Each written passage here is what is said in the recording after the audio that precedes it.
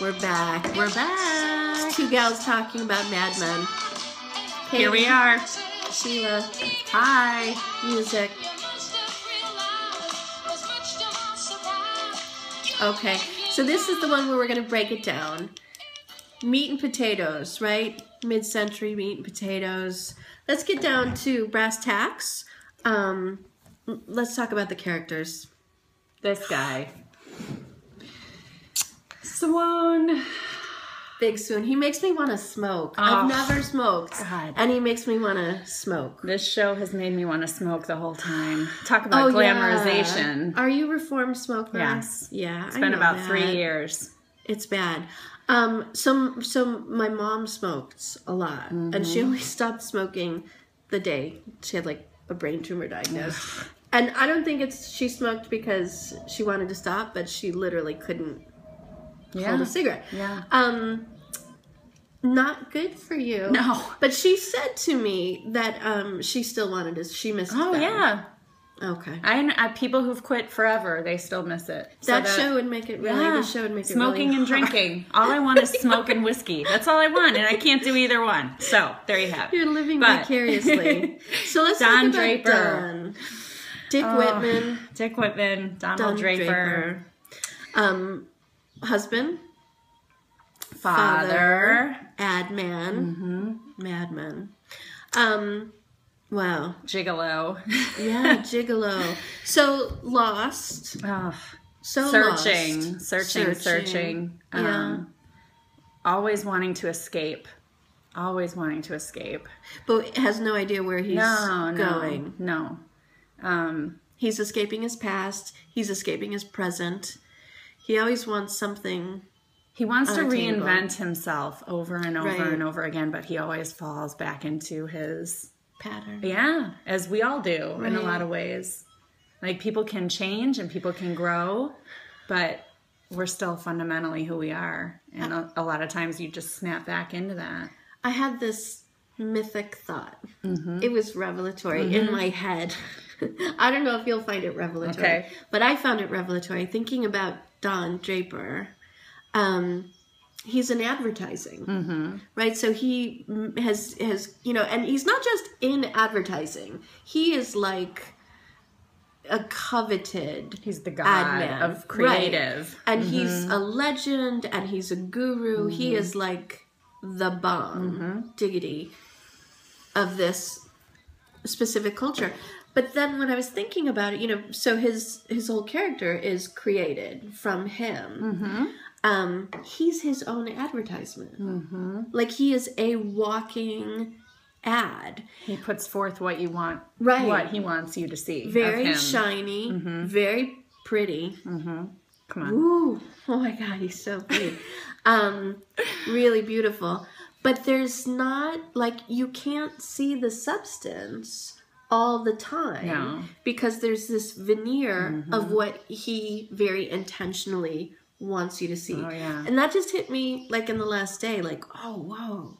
Of course, he is his own ad. Don Draper is an advertisement of this man that he wishes to be, and yet he's still himself. And who, like, man, I don't know. Good, bad, both. Don? Yeah. I don't think he's good. I don't think he's bad. I think he's Human. Struggling. I find some good qualities in him. I think he loves his kids the best way he can. He screws up a lot. He beats himself up more than anybody else, I think. He's hard on himself, as we all are, harder on ourselves. He's a weak man. Insecure. Yeah. Very. Yeah. Right? Yeah.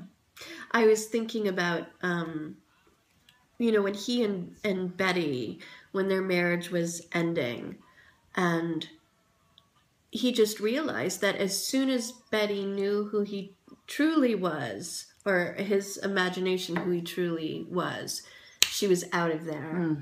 And Betty didn't waste any time. She immediately was, she knows what she with wants. Mr. Francis, who was, the Republican politician and the family man and respected. And I was always struck by how hurtful that was to Don. But it wasn't a surprise to him. No. And I mean, in these last few episodes, you see just the tenderness there with them. And it's so sweet to watch. Yeah, Birdie and yeah. Go get him, Birdie. What will you miss most about seeing him on a regular basis on television? I mean, he's a gorgeous man. Don Draper. I'm not even talking about John Hamm. I'm talking about Don Draper. Yeah, no, beautiful. I think I think I've told you, like, I relate to Don Draper a lot. I really do. I mean, he's an alcoholic. I get that whole thing.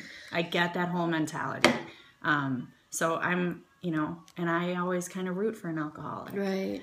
So as terrible as some of the things he does are, I guess I have hope. I want it, but who knows? He may never change. Does he see himself as an alcoholic? I don't think so. No, an alcoholic is Freddie Rumsen. Yeah. An alcoholic is the dude that pees himself right before a huge presentation. Out in front alcoholic. Don may very well know he's an alcoholic, but he may never come to terms with it. And that's okay too. I mean, that's... a lot of people live and die that way. No, yeah. I'm functional. Yeah. He's a functional alcoholic. I don't think... I was talking with another friend this morning, and I think there's something too, like if you've watched it from the beginning with, the little gaps in between week by week and then season by season, there's a difference watching it that way versus just sitting down and sort of like mainlining Mad Men. And that's what I've been doing lately in preparation, was this mainlining again. And you really see the characters, I think, more specifically. But that's what I've been struck by most recently, is that, God, he really has issues. Like, he self-medicates with the alcohol. Self-sabotages all over the place. Just wreckage everywhere. And it's hard to watch, but you feel for him so completely, too, because there's pain. Yeah. There's so much pain for him. Yeah. He's not a happy guy. No. He's not a happy guy. Although that smile in the last episode. Yeah. I said to Katy, it's like winning the lottery, seeing, because it happens so rarely that you see a real sincere smile with Don. And then we saw that at the last episode, sitting there in the middle of Oklahoma. Yeah. At the bus stop. Yeah. Shedding. Everything. Just shedding. Every trace. Like, who's he going to be now? Right. And there he was. Yeah. I'm hoping he goes home for the kiddos. I know. That's what I'm hoping for. Fingers crossed. I think he will, but I don't know. Who knows? The show, who knows? He loves his kids. Yeah. Super flawed father, obviously. Yeah. Should we move on to Betty? Yes. We're going to call up a photo of Betty. Betty, I think, is probably one of the most misunderstood characters. That's badass. You know how I feel about guns, right? So anybody who's read me knows how I feel about guns. But that's, come on. Oh, Betty. So gorgeous. I really struggled. I was really upset after last week's... It's devastating. Episode. And it's devastating. Yeah. And of course, it would be Betty who has the lung cancer. Everybody's been smoking like crazy. You knew the aftermath was coming because we've lived through it. Right. I mean, we all have relatives who smoke themselves to death. Yeah. We all do. Yeah. And it had to be Betty, the most beautiful, seemingly perfect, talk about a shell. I think of cancer too, and it's hard. It's a little bit like rotting from the inside. That's how when cancer has its way with you, it's sort of, that's what I think is what's happening. You're just sort of rotting away from the inside. All apologies if that offends people, because it might. But that's sometimes how I see it. And that's, to see Betty, she's got this sort of pristine exterior, and she's known as sort of like an ice queen. Yeah. And presentation is so important. Yes. I had a lot of respect watching her acceptance of the inevitable. there's also a control piece to that as well. But thinking how to best handle it for her kids, for her family. She For didn't her want husband. Sally to suffer the way she did. Right. You know, And knew that's- that she didn't think her husband, Yeah. Henry, could deal with it. Yeah. He would be too lost. Ugh. Ugh. Really misunderstood, though, Betty. If we look at her across 7 seasons, I think she's very immature Oh, yeah. and Selfish. selfish, narcissistic, privileged, Yeah. sort of like a pretty delicate flower who was clearly prized by her father, and sheltered in a lot of ways. Yeah. I think she's parenting. What's interesting to me, one of the things too, is that she's parenting in a world that's vastly different than the way she was raised and how she was parented. And So much changed in that one decade. sometimes I think too, you know, when you see montages of Betty, if you call them up on YouTube, like crazy people might be wont to do, there's a lot you're going to see of, you know, go watch TV, go to your room, go outside, go watch TV, go to your room. It's go, it's go, it's go. Which, you know, parenting in the age we're parenting, it's like, come here. Come here. Come here. Let's pay attention to you. Let's give you this, you know, sort of, you can't have one-on-one all the time. But you know what I mean? It's like everything is like so kid-focused. Yeah. And it's the opposite when you think about that era. And sometimes I am a teeny bit jealous. Yeah. Because sometimes they would like to say, go watch TV. Yeah. Go outside.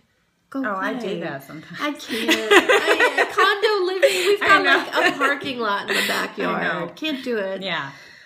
But No, I I get do. it. It's a different mentality completely. Yeah. Very, very different. And so much changed, and she had to adapt to so much. Just her physical appearance changed so Right. much in a decade, and I think that just is reflective of how many changes she had to deal with. Absolutely. I mean, you think about Carla, Yeah. Oh, yeah. you know? And how, I mean, Earlier seasons. yeah, she was, Some good stuff. yeah. Carla was more reminiscent of her childhood, I think, of Betty's childhood. Because I think Betty's mom had help. For sure. And she had a hand, like she was nurtured by a woman that was not her mother. Right. Or not solely nurtured by a woman that was her mother. Right. Yeah. Oh, yeah, I agree. Betty is probably the most misunderstood in that there are glimmers of such sweetness and cuteness in Betty that you just can't help but, Remember the Coca-Cola ad campaign where Yes. she, you know, they were using her basically. McCann Erickson was using her basically. But you saw a spark of who Dawn fell for. Yeah. I thought. The other victory, I think, for Betty, which is in her favor, thank you, Matthew Weiner, is that she's going to die young. And beautiful. Yeah. Yeah. In and blue she's chiffon. engaged with how she's going to look when she's gone. But I thought she's not going to have to suffer the narcissistic injury of aging. No. You Which know, would, like which would kill gray her. hair. Yeah. That's why I have this streak, because it's already naturally gray right there. And wrinkles. That Like, would she's kill not her. going to- She would be a that would- monster. She would be, I mean, yeah. Yeah. Yeah, that's a great point. Oh,